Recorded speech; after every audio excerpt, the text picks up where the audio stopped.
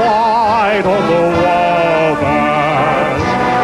How I long for my Indiana home.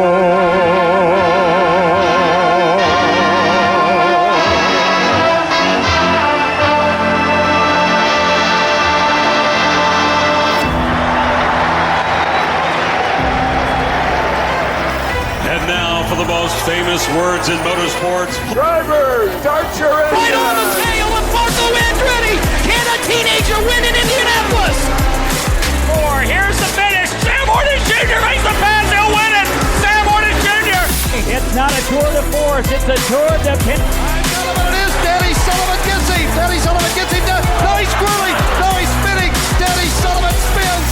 But he goes around twice and gathers it in. Absolutely incredible. Danny Sullivan headed for victory lane in Indianapolis. Our twin checkered flag in the air. It's a battle at the start-finish line. And Joseph Newgarden will win the Indianapolis 500-mile race. Davey Hamilton, he finally gets the buggy off him, but the pass makes it stick. Joseph Newgarden goes back-to-back, wins the 108th running of the Indianapolis 500-mile race.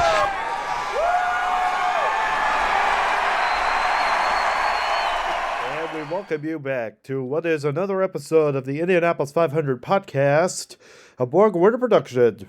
I'm your host, Braden Bear-Lents, and we thank you for listening to episode 8 of our podcast. Of course, we will have episode 9 coming up here in a few days. I thought I would take a little break from recording a little bit, but of course, there will be no breaks as soon as the races actually begin. So we're going to feature some more content that I made throughout the throughout last year and the year after that. And then we're going to get straight, and I mean straight, into Indianapolis 500 coverage, and including some interviews as well. We're working out those. Every day I'm trying to work out those. So if you have any suggestions, we actually have one person maybe lined up soon. But I think we won't give out any names or anything like that, but they will be interviewed soon. And so if you want to actually follow us, you can follow us on ontheedge.com. On the Edge is also on Twitter as well and on Instagram. So you could also follow me, Braden 98.5 FM, on YouTube and Instagram and all of that sort of stuff. And of course, as I was saying earlier, the Indianapolis 500 is coming near, it's coming far. So the last episode we talked about things and places to go to at Indianapolis. Well, today we're going to talk about the race from yesterday. I was going to record it today, but I did not have a chance to. Or yesterday, and I didn't have a chance to. But I did want to keep also keep a reminder that in 5 days from now, we're going to have the IMS road course race. And then we're going to get straight into the pole day, bump day, carb day coverage.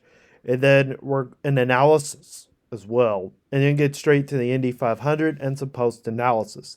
So that's going to be how the record is going to be. And, of course, we had an amazing race over in Alabama where Alex Palou, this is the main topic of today, where Alex Palou won the Children's of Alabama Indy Grand Prix. Followed behind him in second place was Christian Lundgaard, who raced at a time of 1 minute 46:49, 1 hour 46 minutes point 46:49.1158. That was his final time. Third place was Scott McLaughlin. Fourth was Renus VK. Fifth was Will Power. Sixth was Pato O'Ward. More on him in a bit. Seventh was Colston Herta.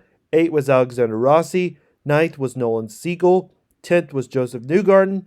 11th was Kyle Kirkwood. 12th, who came all the way back in this race, was Scott Dixon. 13th was Felix Rosenquist. 14th was Graham Rahal. 15th was Christian Rasmussen. 16th was David Malekis.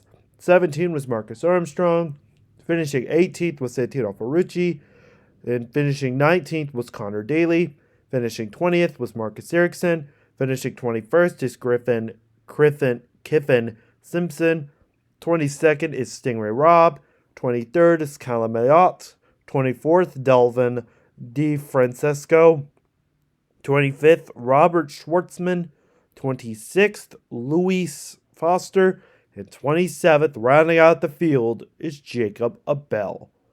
And all of these drivers ran. There was no wrecks, and Alex Palou led all 81 laps, which is remarkable. He led 81 laps, and then Scott McLaughlin led 3 of the 90 laps. So he, of course, and then another driver that also raced and had leads was Marcus Armstrong. He had 6 leads in the race. So for further analysis, Alex Palou led the most laps in this race with 81 laps led. Scott McLaughlin had 3 laps led, and Marcus Armstrong had 6 laps led. And then everybody took 3 pit stops, except for Jacob Abel, who had to take a 4th pit stop. And it seemed like a smooth race. It really seemed smooth, because after I was watching all of it, no really big crashes, wrecks, or anything of that sort, even though there were crashes and wrecks during the practice sessions of these races. And it seems as if, especially on road courses, there haven't been as many accidents compared to F1 or anything like that. I thought it was a smooth race all around. The driver that I was really impressed with was Pato O'Ward, who, of course, was a really dynamic driver. He he actually started the entire day in the 8th spot and then went all the way to 6th. But I would say Pato O'Ward, if you had to put him in a car right now and race him at Indianapolis, he's ready. This road course race, he'll win the road course race. I'm just guaranteeing that. He may win the 500 just by sheer will and guts. But again, it's very common to see people like Pato O'Ward stumble out of a race like this. So Alex Palou may also stumble out of a race like this. Penske is usually the dominant team, and in this race, they were a dominant team. They were really good.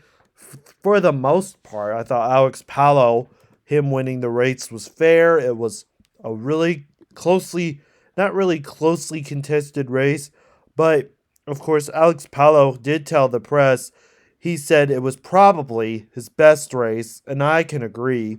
It was a great race for him because he had one of the most impressive performances I've seen from him in a while. And of course, he ran the fastest average time with 116.562 miles an hour, and earned 54 points out of the deal. But he had a really good race. He was solid. When he kept the lead, he kept the lead. When he raced the race, he raced the race. And there was really no problems from about anybody in this field as everyone was running and there was really no issues. A driver that I would say that could do really well, maybe not do as well. I don't really think he's going to do that well in the Indy 500. Penske favored really well when Joseph Newgarden ran the last 2 years. But, of course, Penske is owned by Roger Penske. And I would say that anything Roger Penske can dominate in the month of May. We will have an entire podcast talking exclusively about the Penske collapse in the 90s. I think it was in 1998, which was one of the worst years that the Penske's ever had, and the Andretti curse, which was a topic I didn't get to last year on my YouTube channel, but I really want to bring it up this year. So we're going to get in more on that in the following days. Before qualifying, I thought Colton Herta ran a really good race too. The pit stops for sure were great. They were really, really good, really solid. And I really think overall it was a decent race. And everybody could not stop Alex Palou, as I mentioned earlier.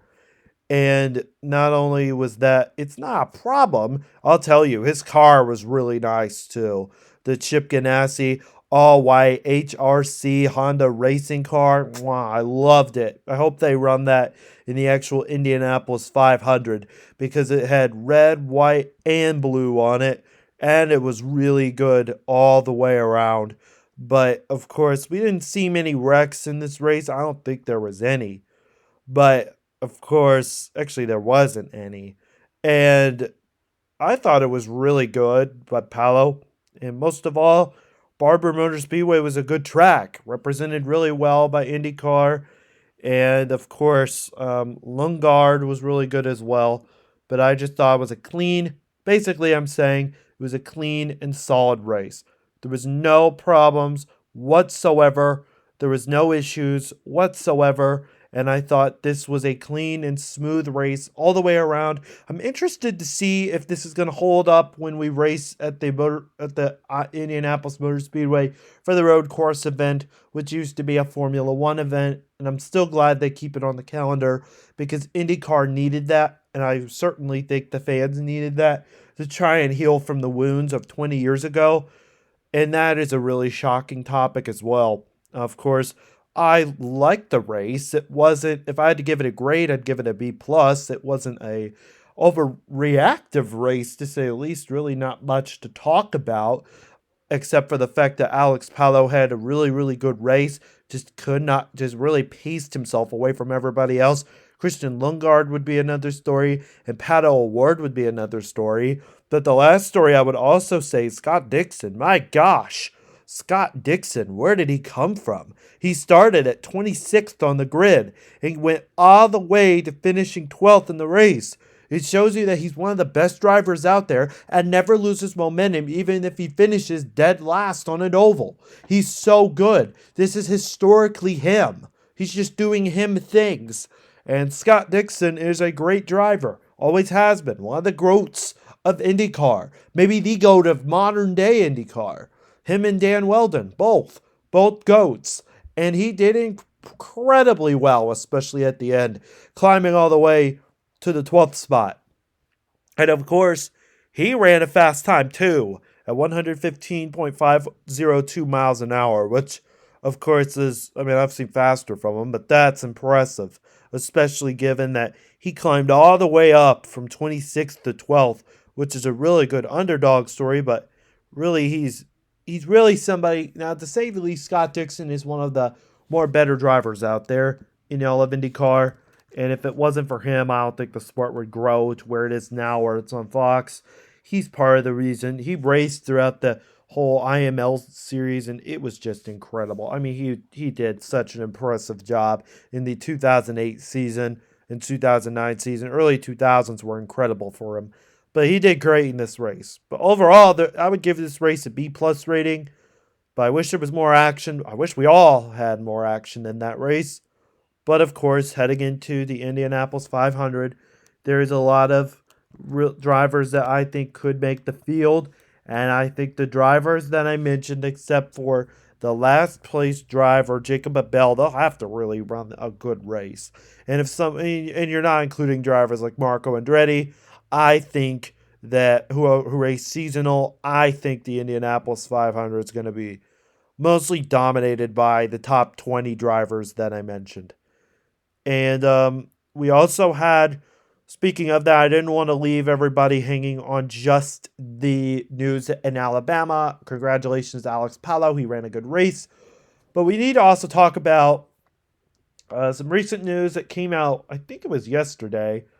And it said, yesterday, Doug Boyles is discussing a possible sellout for the Indianapolis 500 this year. And he told the Inside Indiana Business magazine website, wherever you want to call it, that there will be a huge economic impact, which we all know. But the one thing that the IMS president also brought up was that there could be facility upgrades. How many years do we need facility upgrades? Well, it sounds like that some of the facility upgrades include, of course, just basically every year it seems like they're always doing facility upgrades since it is one of, if not the biggest sporting events in the world. And he told, let me see, they are on a paywall, which sucks, but of course, they are hinting at possible renovations. And some of those renovations will include a lot of patience and Now, yeah, I can't access the article, and that's not me.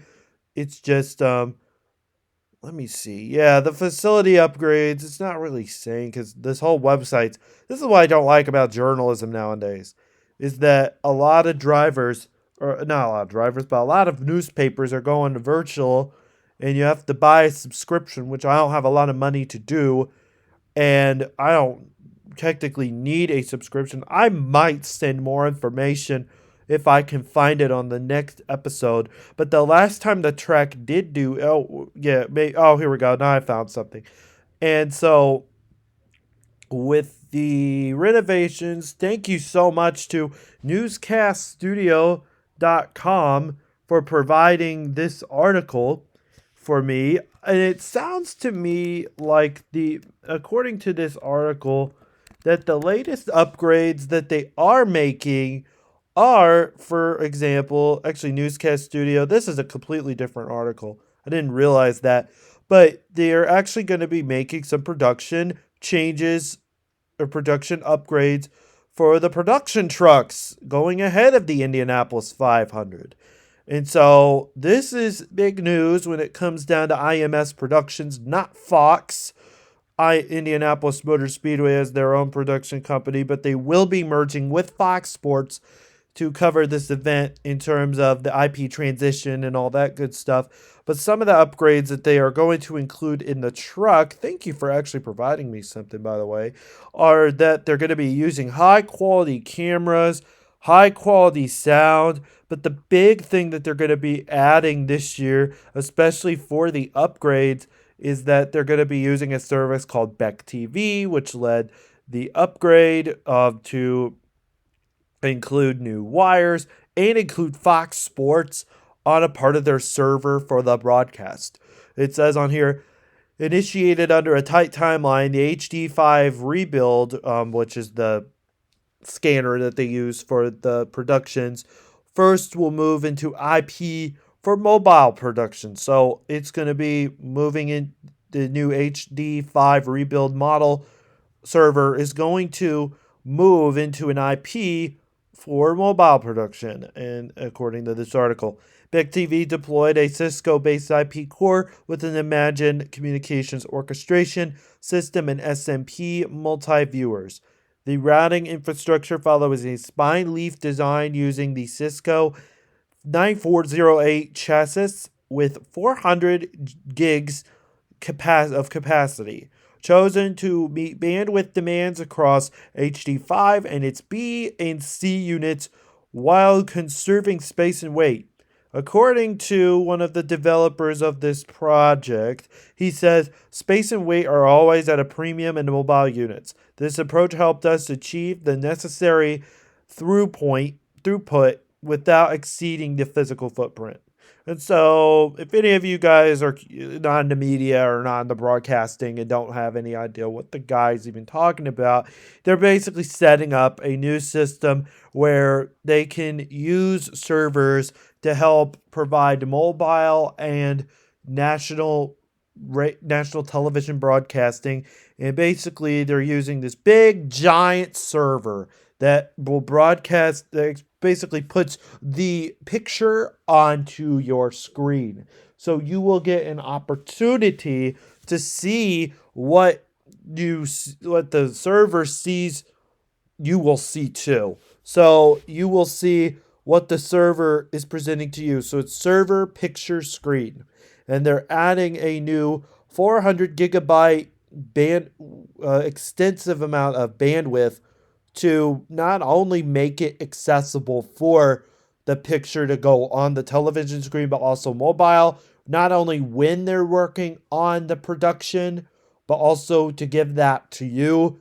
That's basically what they're trying to use to bring the picture to you. And hopefully it doesn't suck given how Fox Sports is. But the truck this year will include a IP switcher, and SMP multi-viewers, so the production can see what's going on. And they also have different servers, different boxes, different types of technology and waveform monitors, sync generators, and telestream generators to give you basically the production that you'd want to see out of the Motor Speedway. And this not only will be working throughout the Indianapolis 500, it will broadcast on the screens at the track and on the television. But it basically said the entire workflow is HDR compliant and 1080p ready, with HDR slated to debut during the May broadcast of the Indy 500. They're also using cameras such as the 22 Sony HDC 5500L units supported by 24 HDCU 5500 base stations and 13 Sony P50A cameras used for robotics and POV angles, or point of view angles. And so basically this article goes into more detail about, and I'll have that in the description below, about how this will be a revolutionary for television production during the Indianapolis 500. Now, on the Doug Boyles article, I was not able to actually get that article pulled up from Inside Indiana Business because you need a subscription for that. But they are talking about a possible sellout and facility upgrades. But that is basically, actually, there's also a video that was posted by the Indianapolis Motor Speedway.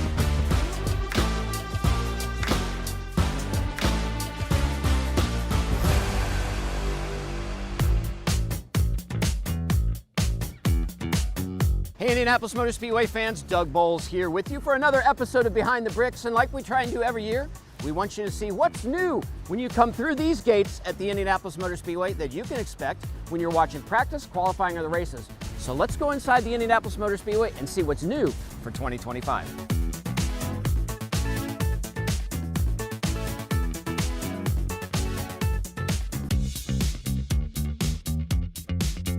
So a lot of the improvements you're going to notice around here are related to concession stands and trying to make sure that we get hot food to you quickly. Jake Goodwin and his team have been working an awful lot here this winter to get ready. We're right inside turn 1. Jake, can we go and see what's happening here? So inside this kitchen, it was a lot smaller last year. You couldn't create the fresh food that we can create, get it through the window and serve you really, really quickly. So this is where the service will be, but here in the back, this is where the magic happens. Right here in the kitchen, all brand new fryers, grill, everything we need to pass things through the window and get it to you as quickly as possible so you can get back to the action. Now let's go into the infield and see what else we've got for you. So our busiest concession stand here at the Indianapolis Motor Speedway is that stand just underneath the pagoda. We call it stand 38.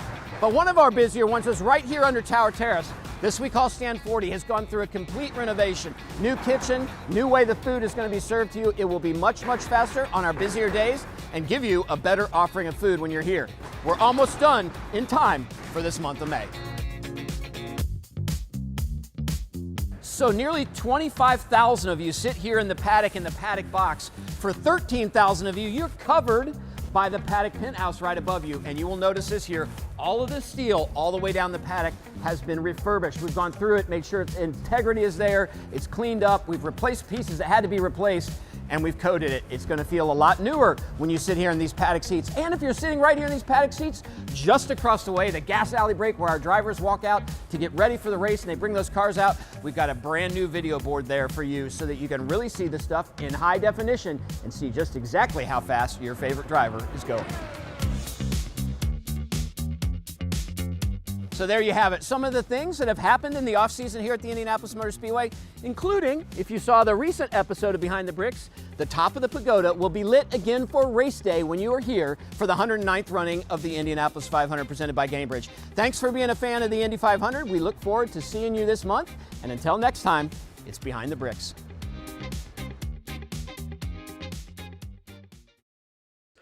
The big thing up to that point will just be feature stories and interviews. So we're going to get those lined up for you, and I hope everybody can respect the patience. We're doing our very best to try and get guests. So if you want to be a guest, also let me know. So thank you so much for broadcasting. What was I thinking? Thank you so much for listening to this podcast. This is Braden Bear-Lents from the Indianapolis 500, a Borg Warner production. And we will see you again with another live coverage right before the Grand Prix at the Indianapolis Motor Speedway. And then we're going to be all set and ready to go for the Brickyard for the Indianapolis 500. And of course, we will cover the Brickyard 400 as well. That's later on. But we want to thank you for listening. Thank you for growing this audience space. I absolutely love having you guys interact and be around, getting you ready for the month of May. And we're going to have more information as it comes throughout the week related to the Indianapolis 500 and give you some interviews and other stuff to try and help with the Indy 500 festivities. So we thank you so much for listening, and I will see you guys soon. Thank you, and have a good day, and start your engines. May is coming.